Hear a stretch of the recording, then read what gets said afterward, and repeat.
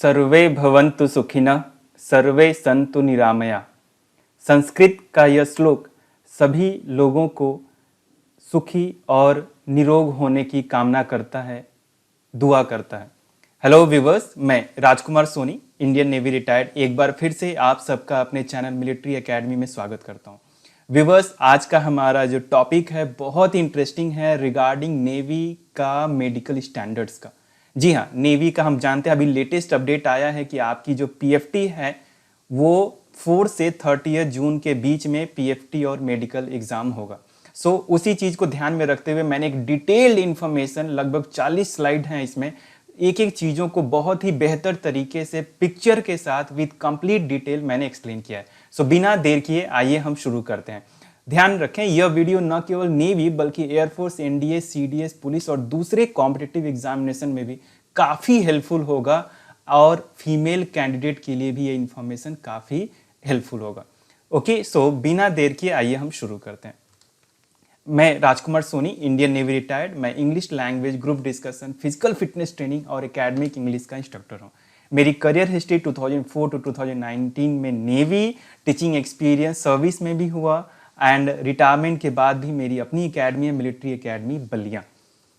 मेरी achievement vice admiral, जो navy का एक दूसरा हाईएस्ट रैंक है। सर ने मुझे 2012 में मेरे कमिटमेंट, परफॉर्मेंस एंड कॉम्पिटेंस के लिए कमेंट किया था। दिसंबर 2019 में मैंने एक सेमिनार कंडक्ट किया था, opportunity for the girls in the arm forces, जिसमें 150 स्टूडेंट्स थे और बहुत ही बढ़िया सेमिनार था। ऑब्जेक्टिव क्या है इस वीडियो का, ध्यान रखें कि candidate aspiring to join the Indian navy as an SSR AA has to go through medical exam, post online and PFT exam. The video will share detailed information about medical standards as per the notification and as well as the Navy's website. जी हाँ, क्या है उद्देश्य इस video का, जैसा मैंने शुरू में भी बताया आपको कि ऑनलाइन परीक्षा और पीएफटी के बाद आपको मेडिकल एग्जाम के थ्रू गुजरना होता है।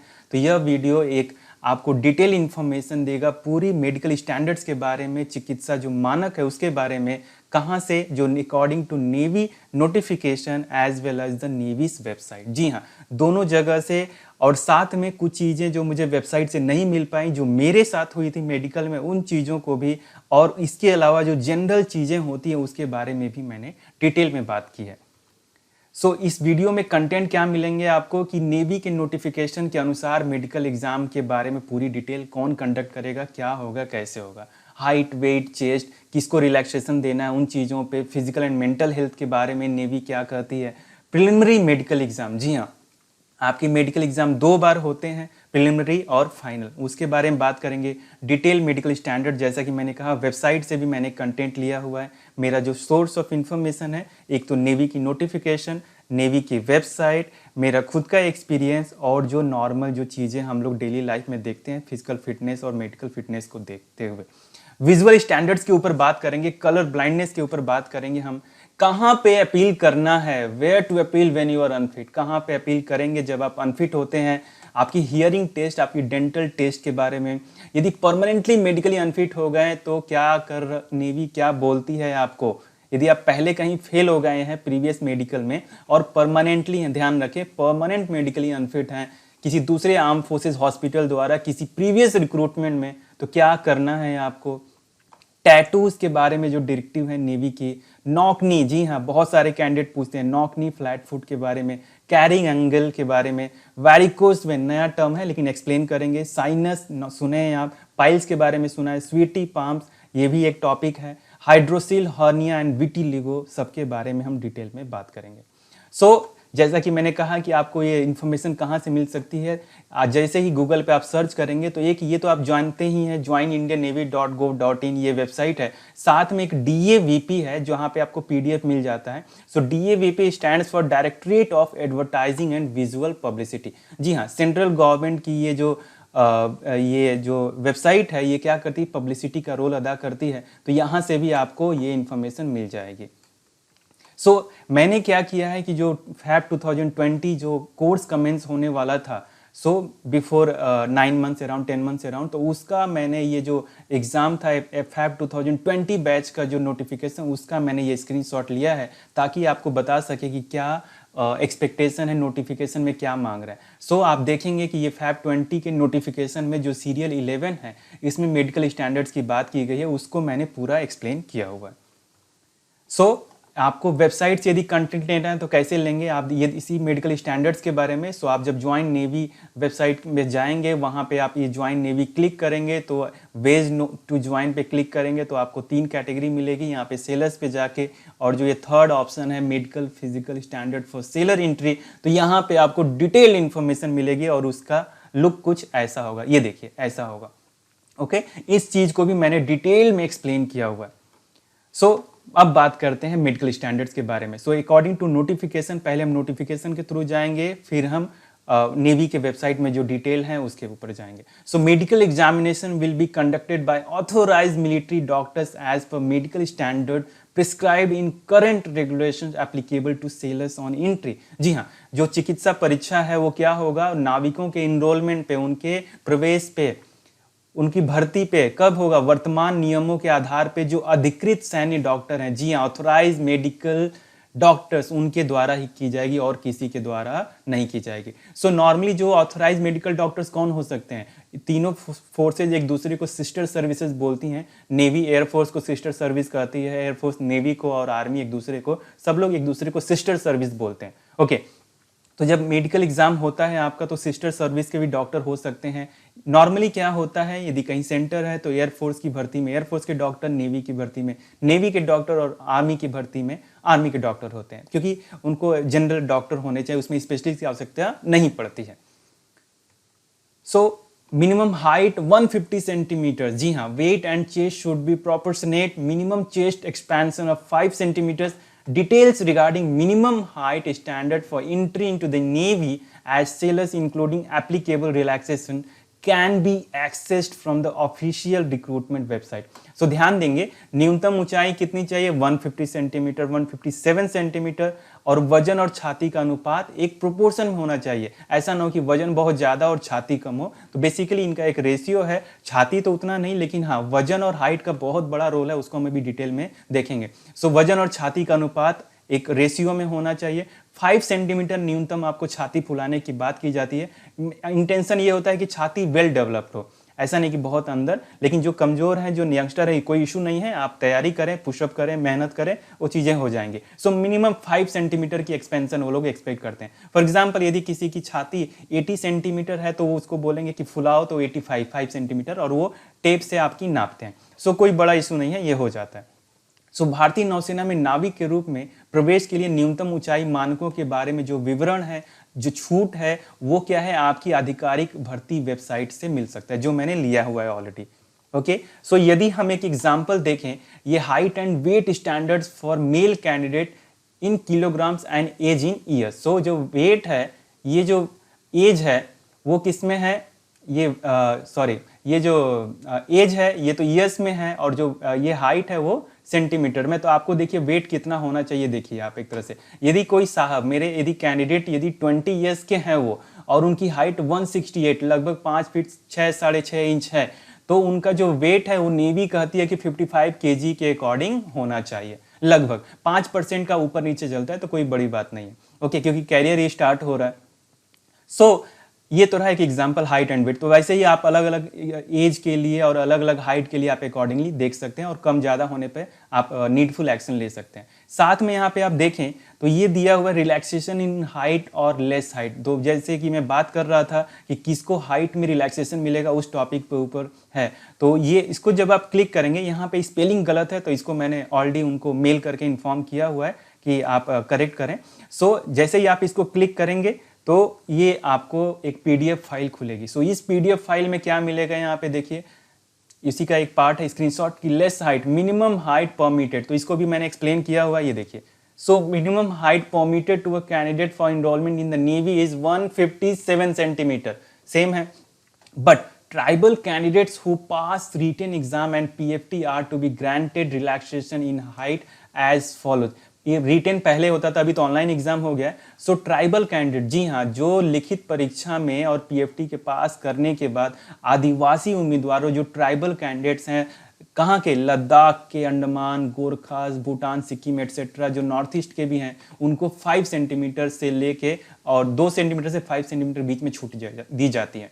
तो वो छूट का क्राइटेरिया क्या? ये देखिए, ये कैंडिडेट्स फ्रॉम एरिया का नाम है और ये minimum height standard after relaxation for induction recruitment into the navy as a sailor in centimetre. So relaxation के बाद क्या हाइट होनी चाहिए मिनिमम? देखिए, ट्राइबल्स में लद्दाख रीजन के हैं तो 155 और जो सबसे कम है वो है 152। गोरखा, नेपाल, आसाम, गढ़वाल, क्योंकि यहाँ के लोग थोड़ा छोटे होते हैं। तो कहने का मतलब क्या है कि 157 नॉर्मल हाइट ले रहे हैं सबके लिए, इंडिया के दूसरे स्टेट्स के लिए, और यहाँ के लोग आदिवासियों के लिए और नॉर्थ ईस्ट के लिए वो 152 तक ले रहे हैं। इसका मतलब 5 सेंटीमीटर तक आपको रिलैक्सेशन मिल जाता है। सो और क्या बात हो रही है? less height candidates other than mentioned are not acceptable and unfit for recruitment. No appeal medical examination is to be accorded in such cases. The procedure includes cases if any detected during final medical exam at Chilka. जी हाँ, अन्य कम ऊंचाई के उम्मीदवार नहीं लिए जाएंगे भर्ती के लिए, वो अयोग्य हैं, अनफिट हैं। इस तरह के मामले में कोई अपील नहीं सुनवाई जाएगी। और इस प्रक्रिया में यदि चिल्का में भी आप पास हो गए मेडिकल एग्जाम में, प्रिलिमिनरी एग्जाम में पास हो गए और चिल्का में आप जब अंतिम आपकी एग्जाम होगी फाइनल मेडिकल एग्जाम, वहां पर भी यदि केस पता चलता है तो आपको अयोग्य, असफल, आपको इनएलिजिबल घोषित कर दिया जाएगा। Okay, so be careful. ये और क्या बात हो रही है? The candidate must be in good physical and mental health. जी हाँ, बहुत इंपॉर्टेंट है। Free from any defect likely to interfere with the efficient performance of duties both ashore and afloat during peace as well as war conditions as per Navy Order Special 01/08. Extract of the Navy Order can be accessed from the official Indian Navy recruitment website. जी हाँ, ध्यान दीजिए क्या कहा जा रहा है कि candidate को अच्छे शारीरिक और मानसिक स्वास्थ्य में होना चाहिए, जो कि नौसेना का ये जो ऑर्डर है, नेवी ऑर्डर, ये बेसिकली रूल्स की एक बुक होती है, नेवी ऑर्डर, एनओ मतलब नेवी ऑर्डर। सो 01/2008 का जो ये जो रूल्स है उसमें आप डिटेल में इंफॉर्मेशन वो दिया है उन्होंने, और उनके अनुसार बोल रहे हैं कि इस के अनुसार आप युद्ध और शांति की स्थिति में बेहतर तरीके से अपने जो ड्यूटी है उसको कर सकें, उसमें कोई बाधा न आए, आपको उतना फिट रहना है। बेसिकली एक नॉर्मल फिट आदमी चाहिए। सो नेवी ऑर्डर के इस भाग को, जो ये ऑर्डर है, इसका जो एक्सट्रैक्ट है, उसका जो हिस्सा है, आप आधिकारिक इंडियन नेवी के वेबसाइट से ले सकते हैं। सो मैंने कोशिश किया कि ये ज्वाइन इंडियन नेवी वेबसाइट से लेने के लिए, लेकिन वहाँ पे मुझे कहीं वो चीज़ें, ये नेवी ऑर्डर दिखा नहीं। इवन मेन जो इंडियन नेवी का वेबसाइट है वहाँ पर भी मैं देखा, लेकिन मुझे मिला नहीं। खैर कोई बात नहीं, हमें जनरल गाइडलाइन मिल जाएंगे एक तरह। ये मेरे ही कैंडिडेट जो फिजिकली फिट है, इसलिए मैंने यहाँ पे डाला हुआ है। और मेंटल हेल्थ, ये नेवी का शिप का एक है इंटरनेशनल योगा डे का, बहुत ही खूबसूरत तस्वीर है, यहाँ पे योगा कर रहे हैं मेंटल और फिजिकल फिटनेस के लिए। Okay, so preliminary medical examination for recruitment will be considered only provisionally fit subject to fitness in the final medical examination. Final enrollment medical examination of all selected candidates will be held at INS Chilka. Candidates who are found medically fit in final enrollment medical examination will be enrolled. Candidates who are found medically unfit will be advised to appeal against its findings if they so desire at INHS Kalyani Visakhapatnam with a maximum period of 21 days. सो इसमें क्या कह रहे हैं कि भर्ती के लिए प्रारंभिक चिकित्सा परीक्षा में फिट, जो अंतरिम चिकित्सा परीक्षा में फिट होने पर ही फिट माना जाएगा. जी हाँ, जब आप पहले एग्जाम में प्रिलिमिनरी मेडिकल एग्जाम में फिट होंगे तो उसको बोलेंगे provisionally fit, that is temporary fit, permanent नहीं है. फिर फाइनली फिट आप तब कहे जाएंगे जब आप INS चिल्का में जब फाइनल एग्जाम होगा, मेडिकल एग्जाम, तब जाके आपको फिट कहा जाएगा.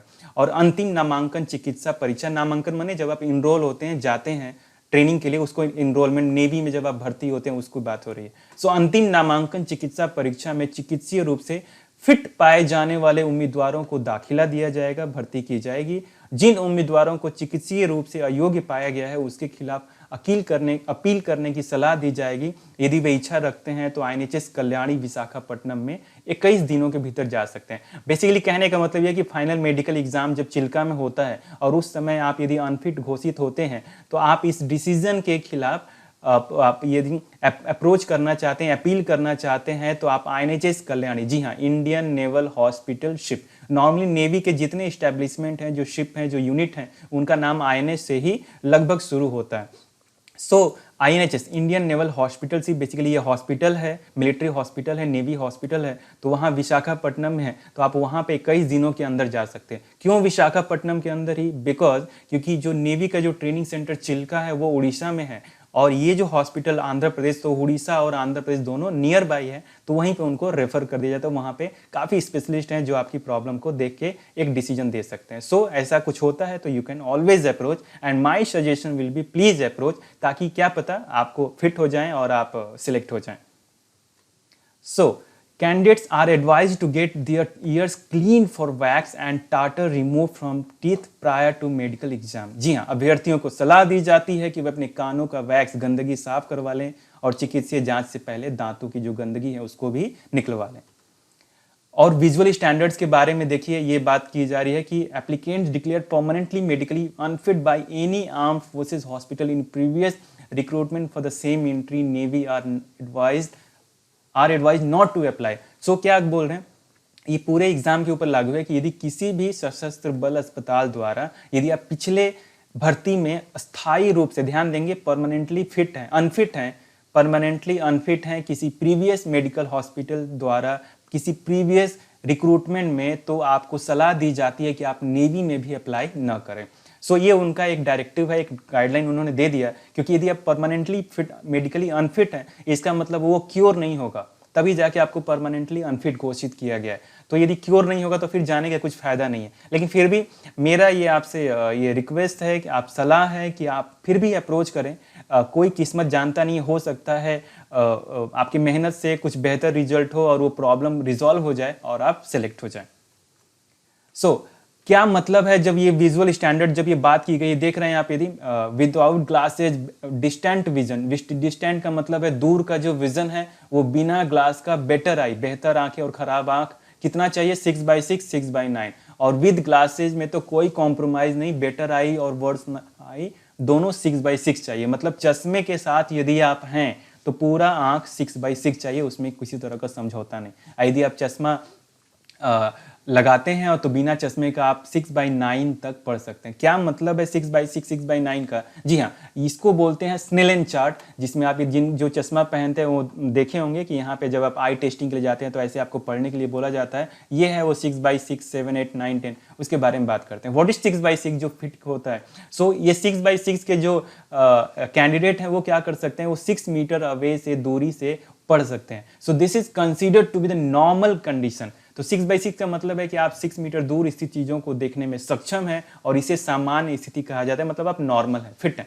6/9 का मतलब क्या है कि can see object from 6 metres which are normally seen by a person who is at 9 metres slightly below the normal condition. इसका मतलब क्या है कि यदि आप एक 6 मीटर से जो वस्तु को देख रहे हैं, वो आमतौर पर क्या होता है, एक व्यक्ति 9 मीटर से देखता है, 9 मीटर पर ही देख लेगा आराम से। इसका मतलब है आपकी दृष्टि क्या है, थोड़ी सी खराब है, नीचे है। सो नेवी में डिस्टेंट विजन ही ले सकते हैं वो लोग 6/9 तक, जिसकी लॉन्ग साइटेड शॉर्ट साइटेडनेस का प्रॉब्लम है, लॉन्ग साइटेडनेस का प्रॉब्लम है, मतलब दूर की चीज़ें देखें और नज़दीक की चीज़ें ना देख पाए, तो उनको तो बिल्कुल कोई गुंजाइश नहीं है, क्योंकि ऐसा कुछ डायरेक्टिव में भी नहीं है एक तरह से, क्योंकि इतने कम एज में यदि आप नज़दीक की चीज़ों को नहीं देख पा रहे हैं तो प्रॉब्लम है। तो नेवी जो रिलैक्सेशन देती है आंखों में, वो आपको केवल दूर के डिस्टेंट विजन में देती है, जिसको हम मायोपिया बोलते हैं, और वो भी माइनर होना चाहिए। ठीक है, आपका विजन जो भी हो, 6/9 हो, 6/12 हो, लेकिन आप पक्का अप्लाई करें, वहाँ पे जाएं, उस अनुभव को लें और आप सिलेक्ट हो सकते हैं। सो मेरे कहने का मतलब है, यदि आप नज़दीक की चीज़ों को नहीं पढ़ पा रहे हैं और दूर की चीज़ों को पढ़ पा रहे हैं, तो इसको बोलते हैं लॉन्ग साइटेडनेस, और ये नेवी में एक्सेप्टेबल नहीं है। फिर भी आप डॉक्टर से मिलें और आप आगे बढ़ें, क्योंकि ये एक जनरल गाइडलाइन में बता रहा हूँ, क्योंकि इन्होंने जो डायरेक्टिव दिया है उसमें केवल डिस्टेंट विजन की बात हो रही है, नियर विजन की बात नहीं हो रही है। सो यदि नॉर्मली इस एज में हम लोग जो ग्लास लगाते हैं, मैं भी ग्लास लगाता हूँ, तो वो क्या होता है, दूर की चीज़ें हमें साफ दिखाई नहीं देती, और दूर की चीज़ों में जैसा कि बताया कि 6/9, यदि कोई व्यक्ति, नॉर्मल व्यक्ति 9 मीटर से उस चीज़ को देखता है, तो हमें क्या होता है, जिसको प्रॉब्लम है वो 6 मीटर से देखता है। ओके, तो ये नॉर्मल कंडीशन है, एक तरह से इतना एक्सेप्टेबल है, बट इससे ज़्यादा एक्सेप्टेबल नहीं है, लेकिन फिर भी आप अप्रोच कर सकते हैं। ध्यान रखें, किसी भी चीज़ में आपको कुछ प्रॉब्लम लग रहा है, आप डॉक्टर से मिलें यहाँ पे और वहाँ पे जाएं, मेडिकल एग्जाम को आप देखें क्या पता आप बेहतर हो सकते हैं, सिलेक्ट हो सकते हैं। सो ये जनरल एक गाइडलाइन है मेरी तरफ से। और क्या बात हो रही है वैसी चीज को ये वेबसाइट पर भी उन्होंने और थोड़ा डिटेल में दिया हुआ है, visual standards for seller entry. ये आप ऐसे थोड़ा कंफ्यूज होंगे, सिंपल सी बात है, ये 6/12 है, 6/9 है, 6/36 है, 6/60 है और 6/60 है, कुछ ऐसे इन्होंने लिखा हुआ है। ओके, सो यहाँ पे देखिए थोड़ा सा और डिटेल इन्फॉर्मेशन है। Type of entry without glasses, with glasses. So यहाँ पे अलग अलग ब्रांचेज के लिए apprentice, SSR, AMR, MR, musician. So better eye 6/6, 6/9 लगभग देख रहे हैं आप। AA और SSR का लगभग सेम है, लगभग क्या पूरा सेम है। एंड MR के लिए, MR म्यूजिशियन के लिए ये थोड़ा सा रिलैक्सेशन दिया हुआ है, मैंने थोड़ी खराब आंख भी चलेगी क्योंकि इनको म्यूजिक इंस्ट्रूमेंट से डील करना होता है। सो AA, SSR और MR तीनों का क्राइटेरिया एक ही है। Okay, so this is the vision standard which I have taken from the website. और क्या बात करेंगे टैटूज के ऊपर। Permanent body tattoos are only permitted on inner face of forearms, that is from inside of elbow to the wrist and to the reverse side of palm, back, dorsal side of hand. Permanent body tattoos on any other part of body is not acceptable and candidate will be barred from recruitment. जी हाँ, ध्यान दीजिए, जिनके भी हाथ में tattoo है या कहीं भी टैटू है, तो टैटू के बारे में नेवी की जो गाइडलाइन है वो क्या है कि अस्थायी रूप से जो टैटू है वो केवल अग्रभाग के आंतरिक चेहरे पे, जी हाँ, इनर साइड, कोहनी और कलाई के बीच में जो इनर साइड वाला एरिया है वहां पे आप टैटू हो सकता है यदि वो, और हथेली जो है आपकी हाथ की जो हथेली उसके पीछे साइड में हो सकता है। यदि आपकी एल्बो और कलाई के पीछे साइड में है जो बाहर से दिखता है तो आप वो अनुमति नहीं दी जाएगी, या शरीर के किसी अन्य भाग पर भी टैटू है तो आपको स्वीकार नहीं किया जाएगा। ये उनका गाइडलाइन है। और जो दूसरी जो डिटेल है वेबसाइट से जो मैंने ली है, क्या उसमें बोल रहा है कि शुड बी फ्री फ्रॉम, किस किस चीजों से फ्री रहना है आपको, एनी डिजीज। जी हाँ, किसी तरह की जो डिजीज है, डिसेबिलिटी है, विकलांगता, आप समझ ही रहे हैं कि कहीं पे कुछ टूट फूट ना हो हड्डियों में और किसी तरह की जन्मजात प्रॉब्लम ना हो, तो ये किसी तरह की डिजीज और डिसेबिलिटी, बिकॉज आप फौज में जा रहे हैं तो थोड़ा सा फिटनेस चाहिए, आप स्वस्थ होने चाहिए, तो कैंसर ना हो, लीवर डिजीज ना हो या और किसी तरह की आपके रोग ना हो। No cardiovascular disease. जी हाँ, कार्डियोवैस्कुलर का मीनिंग क्या है कि नॉर्मली कार्डियोवैस्कुलर को आप बोलते हैं heart disease, related with heart. Cardio का मतलब ही हार्ट है। सो कार्डियोवैस्कुलर मतलब हार्ट से जुड़ी हुई जो चीजें हैं, जो डिजीज है वो नहीं हो। ओके, उसमें क्या हो सकता है, हार्ट अटैक वाला प्रॉब्लम, चेस्ट पेन वाला प्रॉब्लम है, स्ट्रोक। स्ट्रोक क्या है, स्ट्रोक में क्या होता है कि ब्रेन को आपको ब्लड सप्लाई नहीं जाता है और बेहोश हो जाते हैं या कुछ और इशू हो जाता है। तो ये सब चीज़ों का कोई हिस्ट्री और रिकॉर्ड नहीं होना चाहिए और ऐसी कोई प्रॉब्लम नहीं होनी चाहिए। जो नॉर्मली फिजिकल फिटनेस देते हैं तो उसमें जिसको हार्ट की प्रॉब्लम होती है, जिसको स्ट्रोक या और किसी तरह की चेस्ट की प्रॉब्लम होती है, वो चीज़ें बाहर आ जाती है ना। और क्या है, surgical deformities like knock knees, a large gap between their feet when they are standing with their knees together. जी हाँ, what is knock knees? Knock knees क्या होता है कि जब आप घुटनों के साथ खड़े होते हैं, ये देखिए घुटनों के साथ खड़े होते हैं तो पैरों के बीच में एक बड़ा अंतर होता है। तो नॉर्मल जो है कैंडिडेट वो जब घुटनों को सटा के खड़े होंगे तो उनका देखिए ऐसे रहेगा, लेकिन जिसकी नॉक नी होगी या इस तरह की कुछ और प्रॉब्लम होगी तो उनका देखिए एक ऐसे होगा, नी तो सटा हुआ है लेकिन जो पैर हैं वो देखिए वैसे दिखेंगे। फाइन, सो इसको नॉक नी बोलते हैं। आप किसी भी यहाँ पर भी देखिए ये नी है, ये फिट है, तो फिट यहाँ पे काफी डिस्टेंस है। किसी भी कंडीशन में इसमें, ये तो जस्ट एक मैंने एक एग्जांपल दिया है, कई तरह के नॉक नी वाले इशू होते हैं। आप प्लीज डॉक्टर से मिले तो आपको बेहतर गाइड करेंगे। सर्जिकल डिफॉर्मिटीज क्या है? नॉर्मली आपने सुना होगा दो तरह के डॉक्टर होते हैं, फिजिशियन एंड सर्जिकल स्पेशलिस्ट या सर्जन जिसको बोलते हैं। सो फिजिशियन डॉक्टर क्या करते हैं, वो नॉर्मली आप जाते हैं डॉक्टर, जिन मान लीजिए बुखार हो गया या कुछ इस तरह की नॉर्मल प्रॉब्लम है, पेट में प्रॉब्लम है, लूज मोशन है, तो आप उनको अपनी हिस्ट्री बताते हैं, वो कुछ टेस्ट लिखेंगे और मेडिसिन देंगे। सर्जिकल डॉक्टर क्या करते हैं, जो सर्जन है वो सारे काम उनके वाले भी करते हैं, फिजिशियन के भी, वो भी आपकी हिस्ट्री जानेंगे, बट साथ में वो इंस्ट्रूमेंट लेके जहाँ पे ऑपरेशन की जरूरत होगी, कुछ चीड़ फाड़ की जरूरत होगी, तो वो सब चीजें भी सर्जरी करेंगे। सो ये सर्जिकल डिफॉर्मिटीज यहाँ पे कहने का मतलब है जो चीजें हड्डियों से जुड़ी हुई हैं, जो सीधा मांस से जुड़ी हुई, उसको सर्जिकल डिफॉर्मिटीज हम बोलते हैं। और क्या है, surgical deformities like flat foot, a condition in which the entire sole of the foot touches the floor when standing. जी हाँ, बहुत इंपॉर्टेंट है। फ्लैट पैर जिसको बोलते हैं, एक ऐसी स्थिति जिसमें पैर का पूरा हिस्सा खड़े होने पर फर्श को छूता है। क्या क्यों प्रॉब्लम है? देखिए ये फ्लैट फुट है, इनका ये साहब का पूरा यहाँ से लेके यहाँ तक जो है एकदम फ्लैट है और पूरा हिस्सा जो है फ्लोर को छूट रहा है। छू रहा है। लेकिन यहाँ पे देखें, इसको बोलते हैं नॉर्मल, जहाँ पे आपको एक कर्व मिलेगा, ऐसे करके कर्व मिलेगा, जो मैंने यहाँ पे दिखाया हुआ है एक तरह से। तो ये एक इंपॉर्टेंट फैक्टर है उनके हिसाब से। और मेडिकल टर्म में भी बेसिकली ये फ्लैट फुट इस नहीं होना चाहिए, क्योंकि फ्लैट फुट होने पे क्या होता है कि आपका जो पूरा बॉडी का जो प्रेशर है वो पैरों पे आता है, और ये जो फ्लैट फुट है वो बॉडी की स्टेबिलिटी और पैरों में पेन और कई तरह की चीज़ों से जुड़ा होता है। नॉर्मली जब आप मिलिट्री, नेवी, आर्मी, एयरफोर्स या दूसरी पुलिस ऑर्गेनाइजेशन में जाते हैं तो वहाँ पे आपकी फिजिकल रिक्वायरमेंट बहुत ज़्यादा हो रहती है, दौड़ना भागना पड़ता है। तो मेडिकल टर्म्स में यदि आप बहुत दौड़ भाग करते हैं तो इसका सीधा जोर पैरों पे पड़ता है, और यदि फ्लैट फुट है तो इससे आपकी जो प्रॉब्लम है वो और ज़्यादा बढ़ सकती है। कौन सी प्रॉब्लम? स्टेबिलिटी वाली प्रॉब्लम और आपके पैरों में जो प्रॉब्लम है उसकी problem. Okay, so very important. और क्या बात कर रहे हैं? Should not have a past history of fits or psychiatric elements, varicose veins etcetera. सो क्या नहीं होना चाहिए? पिछला जो आपका कोई हिस्ट्री, माने पुराना प्रॉब्लम, किसी दौरे का, मिर्गी का, चक्कर का, या और कोई साइकियाट्रिक प्रॉब्लम, मनोरोग का, मानसिक रोग का, वेरिकोज वेन्स, या नया टर्म है, आदि का हिस्ट्री नहीं होना चाहिए। What is varicose veins? So varicose veins, these are twisted in large veins, most commonly affected are those in your legs. That is because standing and walking upright increases the pressure in the veins of your lower body.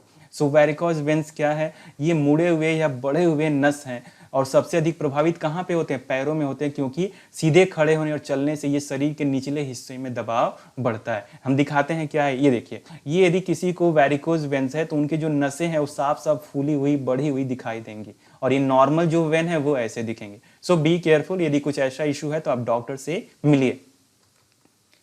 और क्या बात हो रही है website में? Should not have any web type of infection in the ear. जी हाँ, ENT आपका फ्री होना चाहिए। ईएनटी में आप normal, ear, nose, throat, so कानों में किसी तरह का जो संक्रमण है, इन्फेक्शन है, वो नहीं होना चाहिए।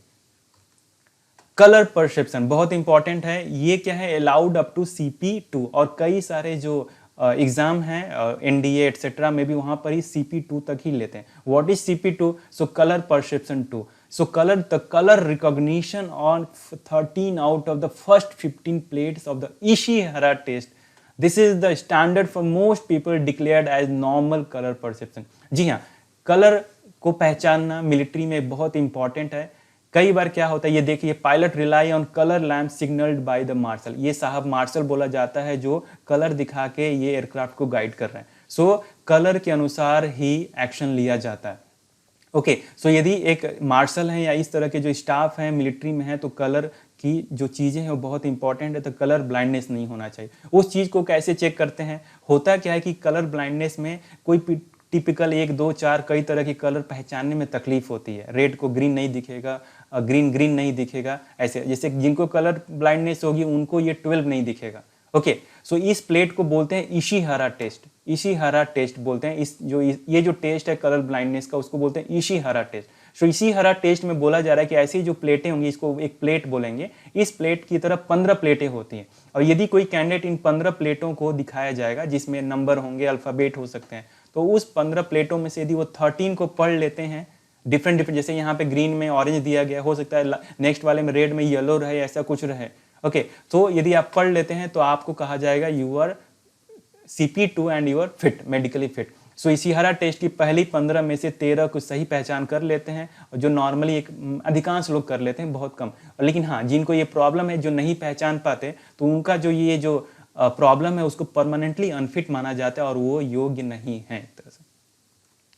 और क्या है? स्क्विंट आई। ये डिटेल वेबसाइट में नहीं थी, ये डिटेल नोटिफिकेशन नहीं थी, लेकिन नॉर्मली ये बात होती है कि स्क्विंट आई जो एक जनरल गाइडलाइन हो सकता है, जो नेवी का जो नेवी ऑर्डर 01/08 उन्होंने कोट किया था, उसमें ये इंफॉर्मेशन उन्होंने दिया होगा। और नॉर्मली ऐसा होना चाहिए कि मेडिकली में टेढ़ी आंख, जिसको बोलते हैं तिरछी आंख वाले व्यक्ति नहीं होते हैं। So eyes do not look into the same direction as each other. What is squint eye? कि जो आंखें हैं वो एक दिशा में नहीं दिखती हैं, दोनों आंखें, एक इधर दिखेगी तो दूसरी उधर देखेंगे। आपने देखा भी होगा कई तिरछी आंख के व्यक्तियों को। सो आंखें क्या एक दूसरे की तरह एक दिशा में नहीं देखती है, तो ऐसा नहीं होना चाहिए। फिर भी जिन कैंडिडेट को है, मैं हमेशा ऑप्टिमिज्म की बात करूंगा। यदि प्रॉब्लम है भी तो भी आप जाइए, कोशिश कीजिए।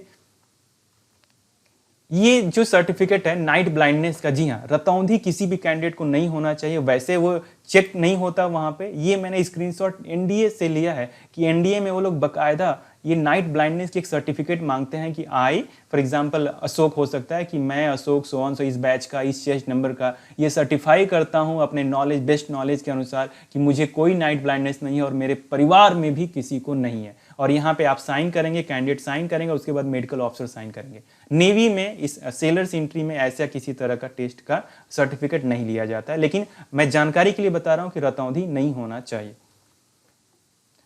और क्या है, स्वीटी पाम्स। जी हाँ, पर्सन पाम स्वीट हेविली। यदि आप ध्यान देंगे कि स्वीटी पाम्स का मतलब क्या है, जो हथेली है वो पसीने से भर जाती है। तो क्या होता है इसमें, नॉर्मली कहते हैं, सीनियर्स बात करते हैं कि स्वीटी पाम्स में आपको बोला जाएगा एक मुट्ठी बंद करो, और मुट्ठी बंद करते ही आपको पसीना आने लगेगा। फिर उसमें क्या है, एक जो मेडिकल एग्जामिनर हैं, जो ऑफिसर हैं, वो क्या करेंगे, उंगली डाल देंगे और बोलेंगे उसको जोर से पकड़ो। पसीना आने की वजह से वो फिसलेगा और वो आराम से निकाल सकते हैं। तो ऐसे स्वीटी पाम्स की टेस्ट होती है कई। तो आप उसमें यदि किसी को प्रॉब्लम है तो डॉक्टर से मिलिए। और ये भी नॉर्मली एक परमानेंट अनफिट का एक क्राइटेरिया है कि जिनको भी स्वीटी पाम्स है, या तो पाम्स में हो सकता है या शरीर के अन्य किसी भाग में, नॉर्मली पाम्स को ही ज़्यादा लिया जाता है एक तरह से। Be careful. और क्या है, ट्रेम्बलिंग। जी हाँ, कांपना नहीं चाहिए। Shaking in the hands, arms, head, legs etcetera. ये कांपना क्या होता क्या है कि आपको इनर वेयर में रखेंगे ये, और उसके बाद जो डॉक्टर है वो आपको सामने से देखते हैं। ओके, सामने से देखते हैं। यदि किसी के हाथ में, 2 बार ये टाइप हो गया, सॉरी। हाथ में, सिर में, पैर में यदि कोई हिलता है, आवाज़ में प्रॉब्लम, क्योंकि बात भी आप करेंगे, तो वो शेकिंग जो है वो नहीं, ट्रेम्बलिंग जो है नहीं चाहिए एक तरह से। ये तस्वीर मैंने दिखाया कि जैसे कैसे एज के साथ होने पे आपके हाथ कांपने लगते हैं। आपको हाथ जब सामने फैलाने को कहा जाएगा, सारी अंगुलियां फैला के, है ना, टाइट, तो अब कांपने लगता, थोड़ा बहुत तो चलता है, लेकिन एक वो पता चल जाता है कि नॉर्मल से जब ज़्यादा है तो वो नॉट एक्सेप्टेबल। ये एक जनरल गाइडलाइन है। और क्या है, वो मैल डेवलपमेंट ऑफ और इम्पेयरमेंट ऑफ बोन। जी हाँ, हड्डियों का कम विकास या खराबी। बेसिकली कहने का मतलब क्या है कि फिट बंदा चाहिए। यदि वो किसी के हाथ की हड्डियां कमजोर हैं, पतली हैं, कोई ज़्यादा है, आप देख रहे हैं यहाँ पे ज़्यादा निकला हुआ है, यहाँ पे कम है एक तरह से, तो इस तरह का जो इम्पेयरमेंट है, मैल डेवलपमेंट जिसको बोलते हैं, कम विकास, वो ऐसा नहीं चाहिए। ENT के बारे में, ENT stands for ear, nose and throat. ENT जो है वो नॉर्मल होना चाहिए आपके। और क्या है, बात होती है साइनस का प्रॉब्लम। जी हाँ, साइनस नॉर्मली हम बोलते हैं नाक की हड्डी बढ़ जाती है जिसकी वजह से हेडेक होता है। इसके अलावा भी और कई तरह के इश्यूज आते हैं। इसमें नॉर्मली क्या होता है, साइनस में आपके सिर में दर्द होगा, दांतों में दर्द, खांसी, बुखार एटसेट्रा हो सकता है। नॉर्मली जो कैंडिडेट है उनको डॉक्टर बोलते हैं कि नाक की हड्डी बढ़ गई है, और ये भी एक अनफिट करने का एक रीज़न हो सकता है। तो नॉर्मली मेरे सीनियर्स, हम लोग बात कर रहे थे सर्विस में भी कि हाँ, यदि ऐसा कुछ है तो हमको ऑपरेशन करा लेना चाहिए। नॉर्मली कुछ कैंडिडेट्स भी मेरे बता रहे थे कि 2 से 3 दिन लगता है रिकवर होने में, या ज़्यादा 1 वीक एक तरह से। तो रिकवर आप ऑपरेट करके जाएंगे तो बेहतर है एक तरह से। अदरवाइज जैसा आपको डायरेक्टिव मिले, आप डॉक्टर से मिलिए, बेस्ट सॉल्यूशन यही है। ये मैं एक जनरल गाइडलाइन दे रहा हूँ, बार बार ये मैं बात कह रहा हूँ, आप डॉक्टर से मिलिए और बेस्ट सजेशन लीजिए।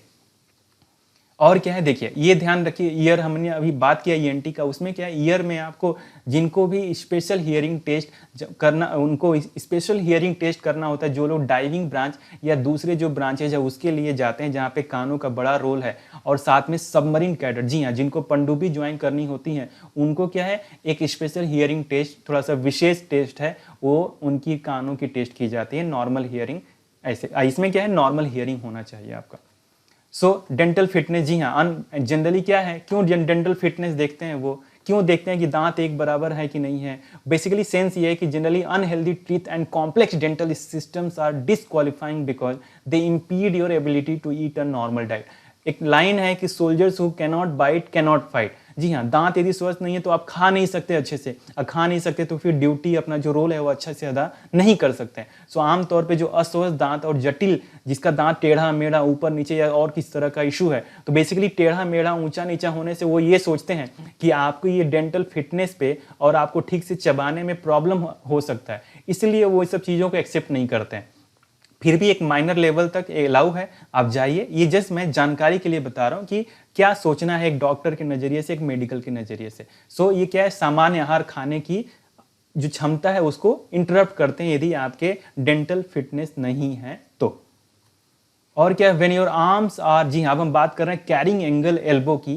क्या है, ध्यान से देखें, when your arms are held out at your sides and your palms are facing forward, your forearm and hand should normally be about 5 to 15 degrees away from your body. So this is the normal carrying angle of the elbow. This angle allows your forearms to clear your hips when you swing your arms such as during walking. जी हाँ, carrying angle क्या है? एक normal carrying angle होता है 5 से 15 degree जो कि normal होता है। ओके, इसमें क्या होता है, जब हम सीधे खड़े होते हैं, हथेली सट गई, जो आपकी केहूनी है वो कमर के पास सटी रहे और हाथ सामने की तरफ रहे, खुल जाएं, तो होता क्या है कि आप गौर करेंगे कि एल्बो से थोड़ा सा डिस्टेंस एक बन जाता है, एक एंगल बन जाता है, आपके हाथ कमर में नहीं सटते, हथेली कमर में नहीं सटती। तो इसको जो 5 से 15 डिग्री का जो कोण है उसको नॉर्मल कैरिंग एंगल बोलते हैं। तो ये क्या है, इतना गैप होना चाहिए ताकि जब हम चलते हैं तो हमारी जो हाथ है वो कमर से हिप से दूर रहें और हम आराम से चलने और दौड़ने का काम कर सकें।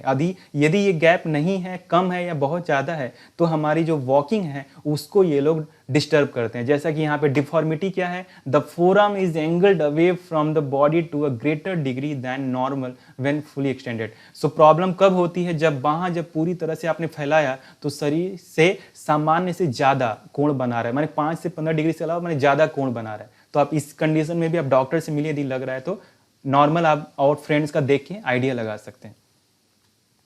और क्या है, ये इंपॉर्टेंट है, hydrocele, swelling in the scrotum testicle area. जी हाँ, यदि हमारे अंडकोशों में सूजन हो जाती है, बढ़ जाते हैं, है ना, तो उसको हम हाइड्रोसिल बोलते हैं। सो ये कैसे टेस्ट करते हैं वो लोग, वो जो आपको बोलेंगे कुछ मिनट के लिए नंगे हो जाओ, नंगा होने के बाद वो आपकी जो अंडकोश है, जो स्क्रॉटम है, जो टेस्टिकल है, उसको पकड़ के दबाएंगे और खांसने के लिए बोलेंगे। सो यदि किसी को कुछ प्रॉब्लम है तो पता चल जाता है उनको दर्द होगा, या उनका एक तरीका है जानने का जो डॉक्टर ही बता सकते हैं, तो हाइड्रोसिल आपकी नहीं होनी चाहिए। Okay, same applicable to hernia. Hernia एक डिजीज है, इसमें क्या होता है, वो भी डॉक्टर आपके जो ग्रॉइन एरिया है, what is groin area, groin area जहाँ पे आपकी कमर और जांग जहाँ पे मिलते हैं, उस एरिया में आप ये देखिए, इस तरह के एरिया में आपको क्या सूजन हो जाता है, और टेस्टिकल में भी कुछ एरिया में सूजन होता है। सो इसको भी डॉक्टर क्या बोलेंगे, आपकी कमर और अंडकोश के एरिया को महसूस करेंगे। और यहाँ पे आप देखें कि ये जो अंडकोश वाला एरिया, यहाँ पर भी हर्निया हो सकता है, ये जो नाभि है वहाँ पर भी, और कई जगह भी। सो बेसिकली डॉक्टर से मिलना सही रहेगा। तो इस तरह की जिनको इशू है उनको भी सेम वो सब एरिया चेक करेंगे वो लोग। चेक करने के बाद आपको खांसी करने के लिए बोलेंगे पकड़ के, और जिसको प्रॉब्लम होगा उनको पता चल जाता है। सो ये इंपॉर्टेंट है। देखिए पाइल्स का, जी हाँ, बवासीर जिसको बोलते हैं, ये पाइल्स की प्रॉब्लम नहीं होनी चाहिए। सो इसमें क्या होता है कि swollen veins in your anus and lower rectum. जी हाँ, आपको बोला जाएगा, आप इनर वेयर में रहेंगे, आपको बोला जाएगा नंगे हो जाओ, फिर आपको बोला जाएगा पीछे घूमो, पीछे घूम के सारे कैंडिडेट पीछे दीवार की तरफ मुंह रहेगा, डॉक्टर आपके पीछे रहेंगे, और आपको इस पोजीशन में बोला जाएगा नीचे झुक के, आपको बोला जाएगा अपनी जो एनस है उसको फैलाने के लिए, जैसा ये देख रहे हैं आप, आपको बोला जाएगा नीचे झुक के उसको फैलाने के लिए। और इस पे क्या है कि यदि आप में कुछ कटी हुई मांस है या इस तरह का कुछ स्वेलन वेन्स है तो पता चल जाएगा कि आपको पाइल्स की प्रॉब्लम है, या ब्लीडिंग आती है तो वो भी प्रॉब्लम है एक तरह से। ओके, तो ये सब चीजें भी एक्सेप्टेबल नहीं है। और क्या है, विटिलिगो। जी हाँ, ये भी एक इंपॉर्टेंट पार्ट है। जी हाँ, इसमें आपने सुना होगा कि कई बार चेहरे पे, हाथ पे, या शरीर के किसी अन्य हिस्से में आपको क्या हो जाएगा, जो वहाँ की पिगमेंट है वो खो जाती है, और यहाँ पे ये व्हाइटिश करके पैचेज आ जाते हैं, तो इसको बोलते हैं विटिलिगो। यदि ऐसा कुछ है तो आप डॉक्टर से मिलिए और डायरेक्टिव लीजिए। सो फाइनली यदि हम कंक्लूड करें क्या सीखा हमने इस वीडियो में, तो पहले प्री मेडिकल होगा, फिर फाइनल मेडिकल होगा। फाइनल मेडिकल में यदि फेल हो जाते हैं, यदि अनफिट घोषित होते हैं चिल्का में, तो आप 21 डेज के अंदर चिल्का INHS कल्याणी जो आंध्र प्रदेश विशाखापट्टनम में, तो आप अपील कर सकते हैं। बेसिकली कंक्लूजन यही है कि कैंडिडेट्स, आप अपने आप को फिजिकली और मेंटली फिट रखिए, आप सिलेक्ट होइए, और सिलेक्ट होने के बाद जब आप ट्रेनिंग से आएँ, वापस आएँ, तो आप मिठाई खिलाइए और खुश रहिए। सो मुझे उम्मीद है कि यह वीडियो आपको काफ़ी पसंद आया होगा। मेरी कोशिश यही थी कि A to Z मेडिकल से रिलेटेड जो है, नेवी के सेलर्स एंट्री से, वो सारी चीज़ें मैं आपको बताऊं, और पूरी इन्फॉर्मेशन मैं दूं आपको। मुझे उम्मीद है यह वीडियो आपको पसंद आया होगा। यदि पसंद आया है तो मेरे चैनल को सब्सक्राइब कीजिए, यदि सब्सक्राइब कर लिया है तो लाइक, शेयर एंड कमेंट करके मुझे और एनर्जी दीजिए। So best wishes, get selected.